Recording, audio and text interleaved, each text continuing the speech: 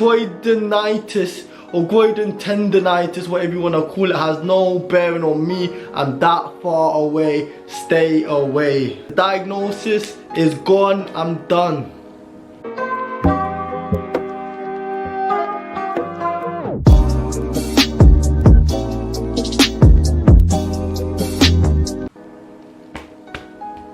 Yo, it's Meditic and Chill back again in full effect. How are you lot doing today? Today's video, we've got the same sponsor as last time. We are sponsored by Bad Grades, back again, not gone. Today's video, I go over my dreaded A-level results again. I tried to push that stuff out of my mind. Soon as I got my results, it's like, yeah, don't want that. So for A-levels, what did I do? I done biology. I did biology, chemistry, maths, and I done an AS level in psychology. So now, back in GCSEs, I actually got an A for biology, and I got a B for maths, and I got a B for chemistry. Now, if I can get that same ABB and translate that into my A levels, man, I'll do anything for that. I'd do anything for that. What it would have meant is that I never would have had to have gone into Clem, because I would have met my biomedical science entry requirement. Instead, I got more C's than the Caribbean, Mediterranean and Baltic combined. I got 4 C's. I'd rather just 1 L. Biology, C. Chemistry, C. Maths, C. AS psychology, C. Even biology, chemistry, mathematics and psychology, those letters combined have more A's and B's than I got in A levels, but it still manages to have less C's than I got. Please make it make sense. It was burrito settings. Medical school, it's a wrap. Not just any wrap, it's an Ice JJ fish wrap. My results, it changed my nationality. No longer was I black, British, Caribbean, no way Jose. Now I was finished. So, did I just finesse my way into medical school?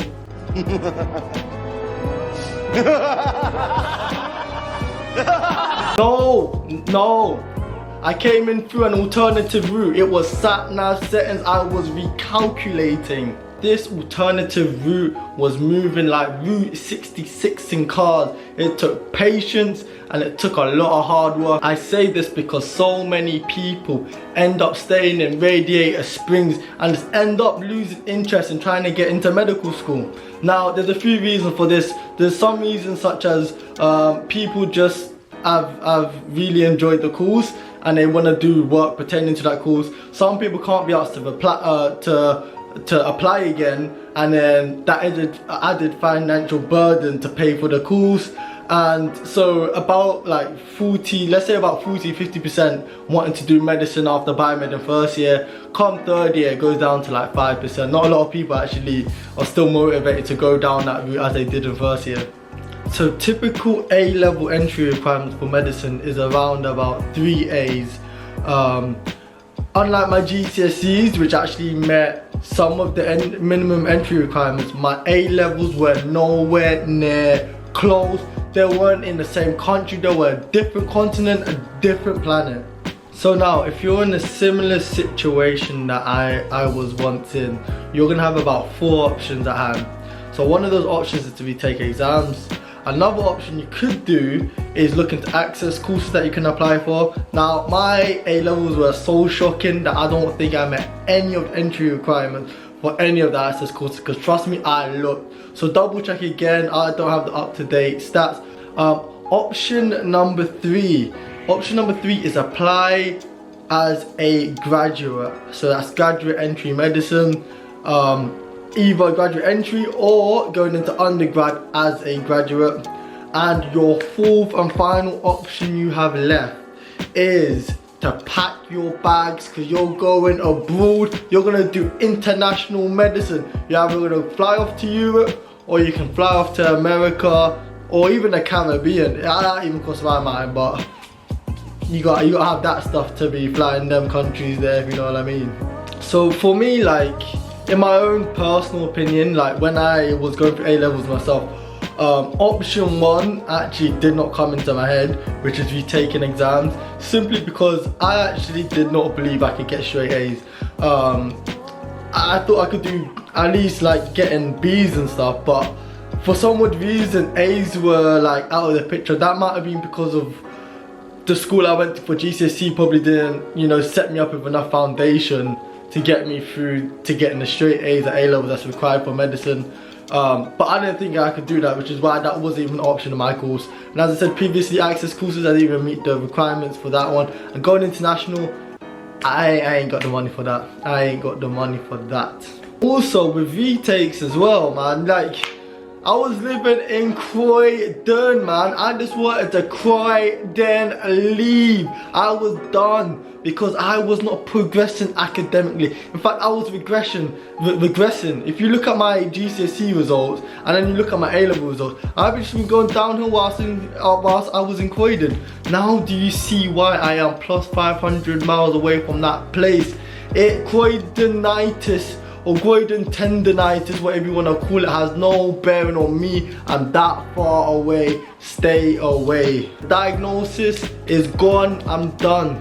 So getting 3 C's as a graduate, now trying to apply for graduate entry medicine. If you're now stuck with 3 C's, that also has a limitation on where you can apply for. It leaves you with around 13 unis. Double check. Again, I'm gonna leave the document which explains all of the entry requirements in the link below.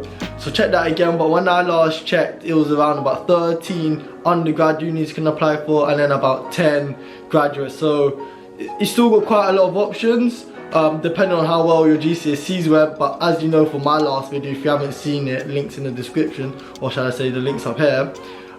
If you saw what I got in GCSEs, like that limited me to barely any unis. I think I only had like 5 unis to apply for at the end, because of my GCSEs and my A-levels combined. However, I did make some serious changes with the way I studied and how I was studying, which helped me land a first class honours in biomedical science at the University of Hull. And that was the university I ended up going to after I got my 3 C's at A-levels. As I said previously, I got rejected from all of my first choice biomed courses and I had to go through clearing, and Hull was the place I picked.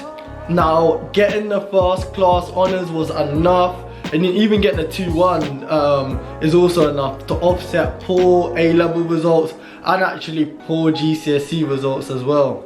However, there's still actually a ton of unis that still require you to get at least an ABB in A-levels. So if you can get that, that's the most ideal. Obviously getting straight A's is obviously the best. But obviously, as I said previously, the better grades you get, the better chance you stand and the more options you have at hand. So as I previously said in my last video, that applying to medical school is a multifactorial process.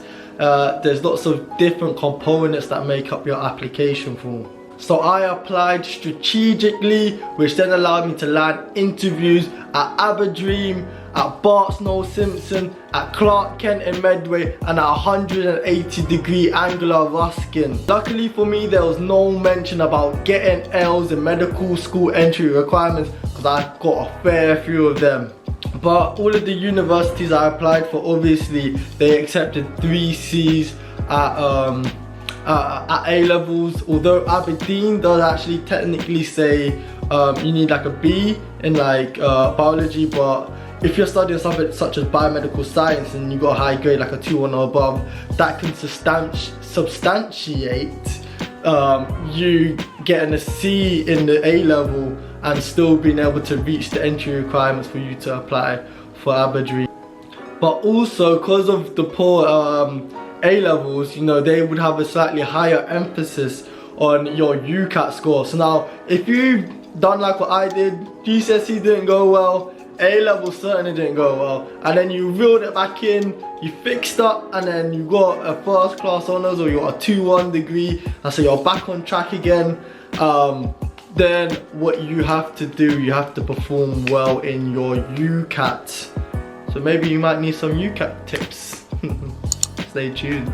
I mean, like aiming for at least the 30%. You gotta be higher than average, man. You have to be higher than average when you got grades like this. It really like upset your application. You gotta perform even better on UCAT. And so now what you have to do is you gotta throw the kitchen sink at getting really, well, if you're at the stage where you haven't done a degree yet, you gotta smash that degree, because even getting things like a first class will help in your application to BARTS. At least everything I'm saying is at the time of this recording. So obviously if you're watching this in 2030, 2040, 2070, whatever, make sure you check the entry requirements for that year and not for good old 2022. Now I actually only took the UCAT. I tried to put all my eggs in one basket. However, I do regret not doing others such as the GAMSAT or even the BMAT. Actually, I don't think the BMAT would have helped me too much, because some of those unis that allow you to do BMAT, I think the only one I could have applied for was Brighton. But correct me if I'm wrong, I only took UCAT, I didn't take GAMSAT, I didn't take BMAT. I do regret not doing that, and so my advice to you is, if you can, try and do more than just the UCAT, because it really helps in like giving you more options of places to apply to, because just doing the UCAT is going to limit you quite a lot, because GAMSAT actually allows you to apply for a lot more unis with poor grades as well. It's not boys to men settings, it's not the end of the road. You can still get into medical school with poor A-levels. I think I know a couple of people who actually got in with worse A-levels than I did. People who've got 2 C's and a D and has been able to get into medical school, and obviously I got 3 C's. And